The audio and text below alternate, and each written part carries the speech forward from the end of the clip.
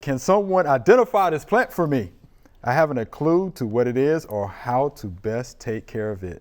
And this is from Judy from Barton, Mississippi. Oh, They must know you were going to be here today. Yeah, I guess so. Barton, Mississippi, right?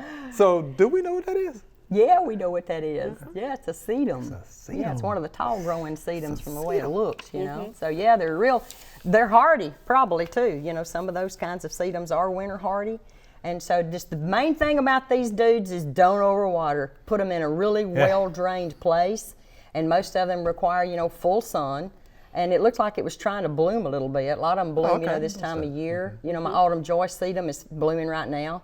So yeah, it's a nice plant. Real hardy in the right place, full sun, well-drained soil. Yeah, it's a good plant. It's a good plant. Yep. Yeah. Anything to add to that? Yeah, I have some, and they're planted in a bed on the east side of my house where the dryer vent comes out. And so they survive really well there. I don't know. They get that hot wind like the desert or Yeah. something. Yeah, that's a pretty good idea. Yeah. Hope you enjoyed the video. We would love to get more questions from you.